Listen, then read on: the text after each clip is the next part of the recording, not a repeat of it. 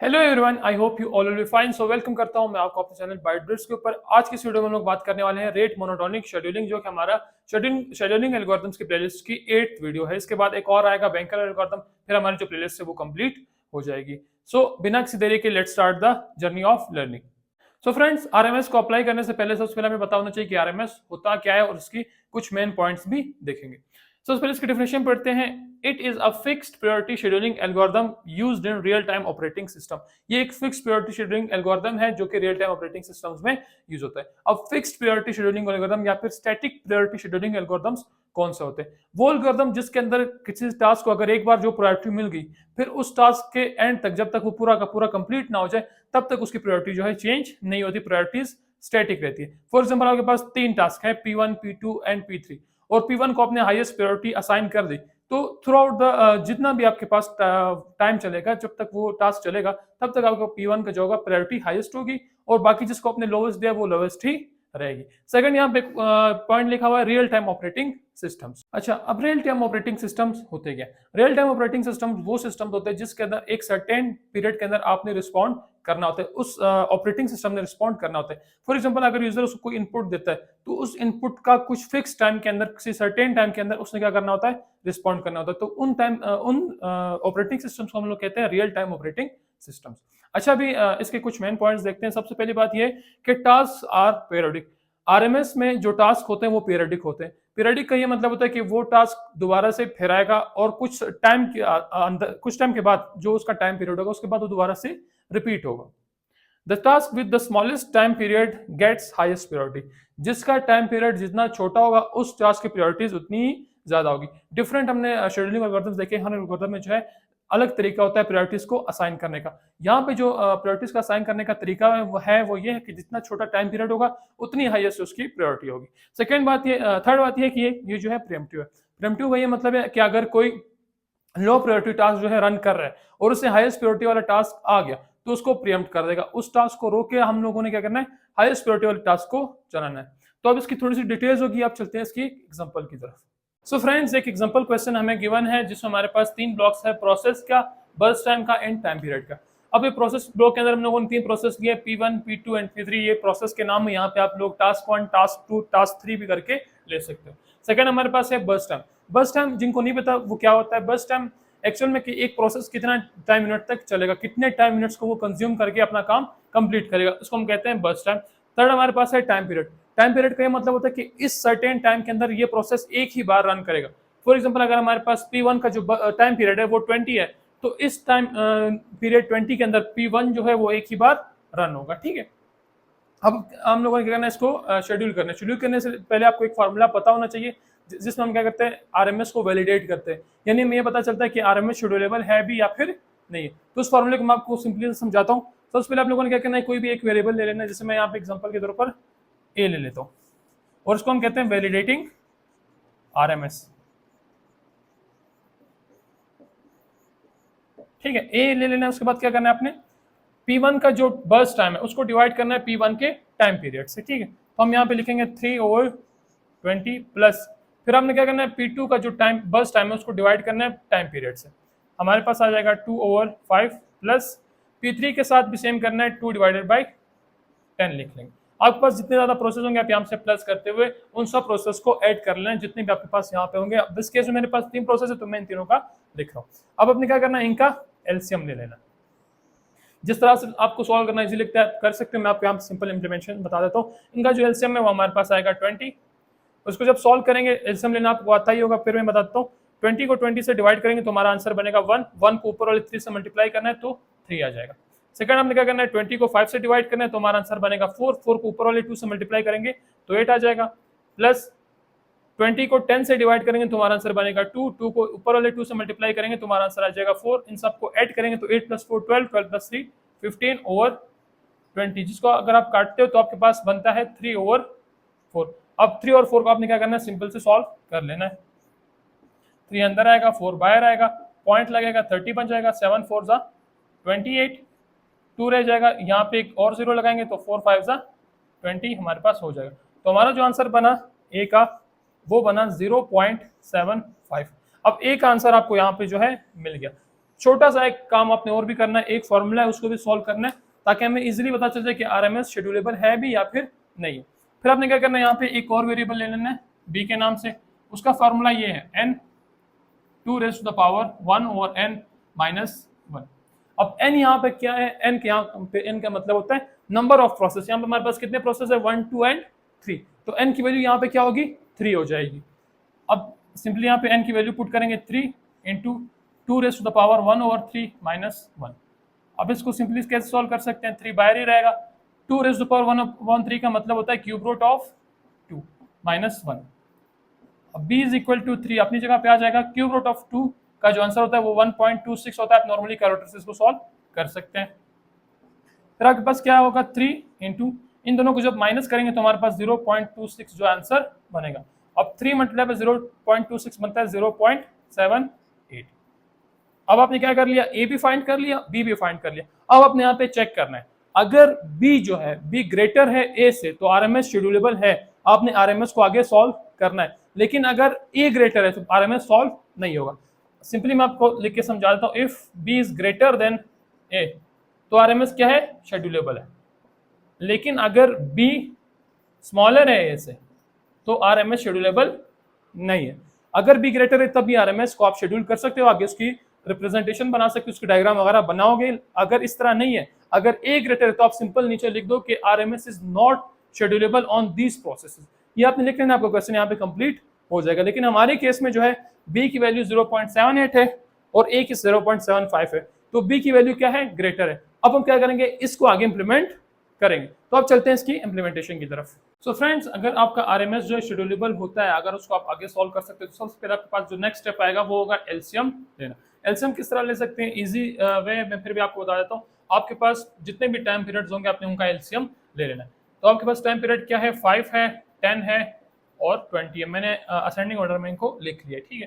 फिर आप क्या करोगे, कोई भी एक नंबर उठाओ जिससे कोई एक डिवाइड हो रहा हो या सारे डिवाइड हो रहे हो। तो मैं यहाँ पे 5 को लेता हूँ जिससे सारे डिवाइड हो सकते हैं। 5 1 जा 5, 5 2 जा 10, 5 4 जा 20।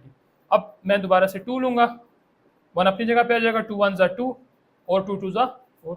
दोबारा से 2 ले लूंगा तो 1 1 एंड 1 आ जाएगा। आपके पास जो आंसर है वो ये बना, is equal to 5 multiply by 2 multiply by 2। ये हमारे पास एलसीएम आ जाएगा, 5 2 जा 10, 10 2 जा 20।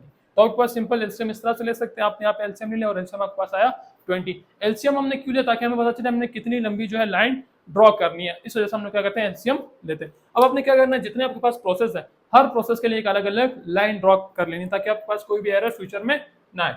अब हम क्या करते हैं, पहले P1 के लिए एक लाइन ड्रॉ करते हैं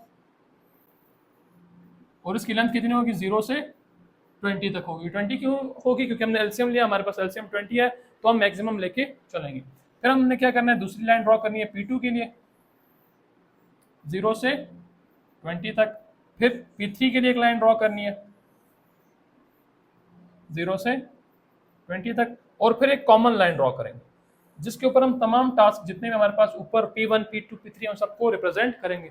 आपके पास जो मेन लाइन होती है वो ये वाली होती है। बाकी हम सिर्फ इजी करने के लिए लाइंस बनाते हैं ताकि हमारे पास इजी वे में ये सॉल्व हो जाए, हमारे पास कोई भी इशू ना आए। लेकिन आपके पास हो सकता है कि रिक्वायरमेंट भी आपने पहले सबके अलग अलग ड्रॉ करनी है, फिर एक कॉमन लाइन ड्रॉ करनी है। अब लाइन ड्रॉ करने के बाद सबसे मेन काम जो होता है यहाँ पे टाइम पीरियड को ड्रॉ करना, कि टाइम पीरियड कहाँ पे आ रहा है। टाइम पीरियड को हम लोग रिप्रेजेंट करते हैं डाउन एरो से, ठीक है। इस तरह का एरो लगाना है इस लाइन के ऊपर, तो आपका टाइम पीरियड आपको पता चल जाएगा। सबसे पहले देखना है P1 का टाइम पीरियड कितना है, 20। तो आपने 20 के ऊपर जाके एक डाउन एरो बना देना है, ठीक है।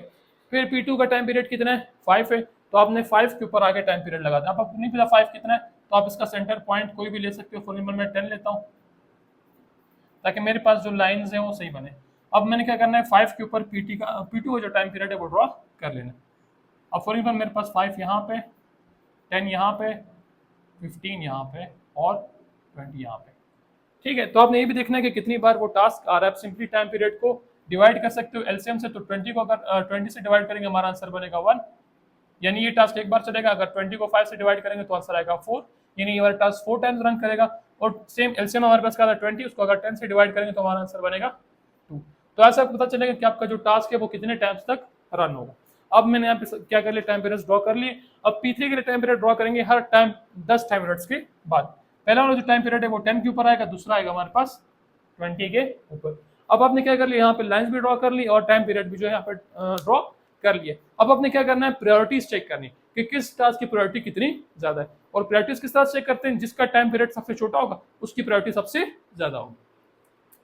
सबसे छोटा टाइम पीरियड किसका है, P2 का है, तो P2 की प्रायोरिटी सबसे ज्यादा होगी।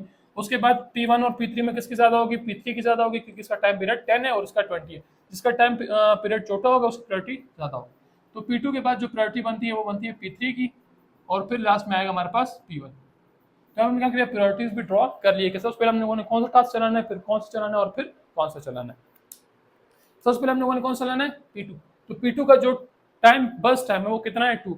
बस टाइम का मतलब क्या होता है कि ये कितना टाइम लेगा अपने ये प्रोसेस कंप्लीट होने में, ये टास्क कंप्लीट होने में कितना टाइम लेगा, इसको हम कहते हैं बस टाइम। तो आपने क्या कर लेना है, सिंपली 0 से लेकर 2 तक टाइम पीरियड को ड्रॉ कर लेना। 0 से 2 तक हमारे पास कौन सा चलेगा, P2 चलेगा। आपने पहले P2 की जो हम लोगों ने स्पेसिफिक लाइन बनाई वहां पे लिख लेना है, फिर जो कॉमन लाइन है वहां पे इस तरह से ड्रॉ कर लेना, और P2 को जो है इस बॉक्स के अंदर या इस बॉक्स के ऊपर आप कहीं भी लिख सकते हो। अब हम लोग इस टाइम है टाइम यूनिट 2 के ऊपर। P2 हो गया, अब हम कहाँ जाएंगे, P3 के ऊपर जाएंगे। P3 कितना बस टाइम उसका, P3 का बस टाइम जो हमारे पास है 2। तो हम क्या करेंगे, 2 से 4 तक P3 को चलाएंगे, और यहाँ पे आप लोगों ने लाइन ड्रॉ कर लेनी है 2 से 4 तक P3 के लिए, ठीक है। अब हम टाइम यूनिट 4 के ऊपर मौजूद है। अब हम हमारे पास क्या है, P2 हो गया, P3 हो गया, अब हम जाएंगे P1 की तरफ। P1 का बस टाइम हमारे पास है 3, तो इसको रन करना स्टार्ट करते हैं। P1 चलेगा 4 से 5 तक। अच्छा, अब यहाँ पे एक क्वेश्चन है कि हम लोगों ने P1 को 4 से 5 तक क्यों लेके गए, हालांकि इसका बस टाइम कितना है, 3 है। तो आपने देखना है कि जब भी अब हम लोग पहुंच गए टाइम यूनिट 5 के ऊपर, और टाइम यूनिट 5 के ऊपर यहाँ इसका टाइम पीरियड भी है P2 का, और P2 की जो प्रायोरिटी है वो P1 से ज्यादा है, तो हम P1 को रोक देंगे यहाँ पे, और हम कौन सा प्रोसेस चलाएंगे यहाँ पे, P2 चलाएंगे। लेकिन आपने यहाँ पे ध्यान से एक काम करना है कि ये जो है एक टाइम यूनिट चल चुका है, अब ये कितना बचा हमारे पास, 2 बच गया। एक तो हम लोगों ने यहाँ से 4 से 5 तक इसको चला दिया। अब हम लोग हैं टाइम यूनिट 5 के ऊपर। 5 के ऊपर सबसे हाईएस्ट प्रायोरिटी किसकी इस टाइम पे, P2 की। तो P2 कितना चलेगा, P2 का बस टाइम हमारे पास है 2, तो हम P2 को 5 से, अच्छा पहले यहाँ से इसको ड्रॉ कर लेते हैं, 4 से 5 तक चलेगा P1। अब 5 से 7 तक हमारे पास चला P2। अब टाइम यूनिट 7 के ऊपर हमारे पास ये वाला टास्क अवेलेबल नहीं है, क्योंकि ये 10 से पहले नहीं आ सकता, और एक बार ये चल गया P3, ठीक है। तो हम दोबारा से किसको चलाएंगे, P1 को। P1 कितना रह गया, 2 बस टाइम उसका रह गया, एक जो है चल चुका। अब 7 से लेकर 9 तक हमारे पास कौन सा चल रहा है, time unit sorry process P1 चल रहा है। तो 7 से 9 तक हम चलाएंगे प्रोसेस P1 को। अब हम इस टाइम है टाइम यूनिट 9 के ऊपर, और टाइम यूनिट 9 से आप देखेंगे तो आपको कहीं पे भी कोई भी टास्क आपका नहीं रहता। तो 10 से पहले तो हम कोई भी टास्क नहीं चला सकते। नेक्स्ट हमारा टास्क P3 जो अवेलेबल होगा वो भी 10 टाइम यूनिट के ऊपर होगा। P2 जब अवेलेबल होगा वो कब होगा, P2 के 10 के ऊपर होगा, और P1 जो है वो कंप्लीट हो चुका है, वो दोबारा 20 तक कभी भी अवेलेबल नहीं होगा। तो हम क्या करेंगे, 9 से लेकर 10 तक आइडल साइकिल चलाएंगे। आइडल साइकिल का ये मतलब होता है कि इस स्टेट में सीपीयू कोई भी काम नहीं करेगा, वो बैठा रहेगा, वेट करेगा जब तक नेक्स्ट टास्क को नहीं मिलता। तो इसको हम लोग रिप्रेजेंट करेंगे IC से, ठीक है।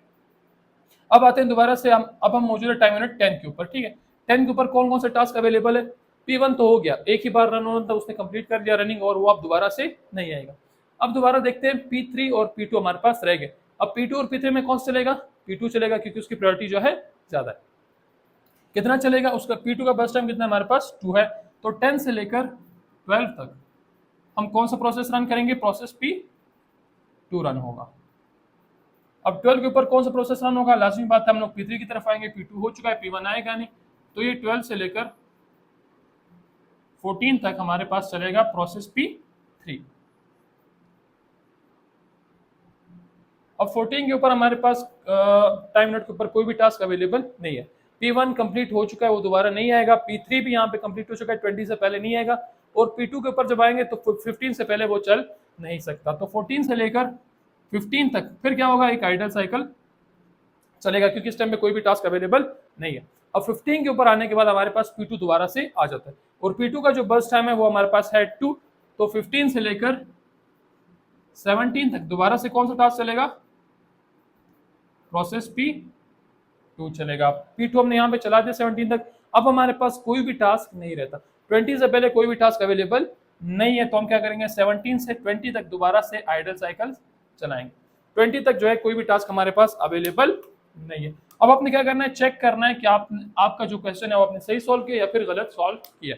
किस तरह चेक करेंगे, हमने कहा था P1 कितने टाइम चलेगा, 1 टाइम चलेगा, तो P1 इस 20 टाइम पीरियड के अंदर एक ही बार एग्जीक्यूट हुआ है। अभी आप ये नहीं देखे कि पहले ये 4 से 5 तक चला फिर 7 से 9 तक चला, नहीं, टाइम पीरियड से क्या था 20, तो 20 के अंदर इसने एक बार कंप्लीट हुआ, एक ही बार कंप्लीट हुआ, तो हमारे पास ये ठीक है। सेकंड हम लोग देखते हैं P2 कितनी बार चलना है, 4 टाइम्स चलना है, तो 1 time, 2 times, 3 times, 4 times, green colour की लाइन को देखिए तो आपको पता चल जाएगा P2 हमारे पास कितने बार चला है, 4 टाइम्स चला है, तो ये भी सही है। फिर आते हैं P3 की तरफ, P3 कितने टाइम्स चलना था, 2 टाइम्स, P3 कितना चला है, 1 एंड 2 टाइम्स जो है यहाँ पे रन हुआ, तो यहाँ पे जो आपका P1, P2 और P3 है ये बिल्कुल आपने सही से सॉल्व किया, ये आपका चेक भी हो गया, ताकि आपको पता चला कोई क्वेश्चन सही है या फिर गलत है। अब आपने आना है मेन लाइन के ऊपर, मेन लाइन को भी चेक करना है लास्ट में, ठीक है। चेक किस तरह से करना है, मैंने कहा था P1 एक टाइम रन होगा, कि इस टाइम 20 के अंदर ही एक ही बार एग्जीक्यूट, तो पहले P1 चला 4 से 5 तक, फिर P1 कब चला 7 से 9 तक, एक ही बार चला है 3 टाइम मिनट, तो मतलब एक ही बार ये रन हुआ है। आपने ये नहीं देखना कि ये 2 ब्लॉक्स में है तो ये 2 बार रन हुआ, नहीं, इसका टाइम पीरियड 20 है तो उसके अंदर एक ही बार रन हुआ, तो हमारे पास पहले P1 के लिए सही है। अब P2 को देखते हैं, P2 हमारे पास कभी भी नहीं रुका बीच में, सब सही से चला है, तो ये 4 टाइम्स यहाँ पे चलना चाहिए, तो P2 हमारे पास 1 टाइम और 2 टाइम, 3 टाइम एंड 4 टाइम जो यहाँ पे रन हो चुका है। अब आते हैं P3 की तरफ, P3 कितने टाइम चलना था, 2 टाइम्स चलना था, P3 हमारे पास उससे पहले यहाँ पे रन हुआ है 2 से 4 तक, उसके बाद 12 से 14 हमारे पास P3 चला है, तो ये भी 2 टाइम्स जो है रन हो चुका है। अब आपकी RMS की तमाम चीजें मैंने यहाँ पे क्लियर कर दी कि किस तरह से इसको चेक करना है और किस तरह से इसकी डायग्राम वगैरह बनानी है। अगर आप लोग को वीडियो अच्छी लगी तो यार लाइक और सब्सक्राइब लाजमी से कर देना। मिलते हैं नेक्स्ट वीडियो में, तब तक के लिए अल्लाह हाफिज।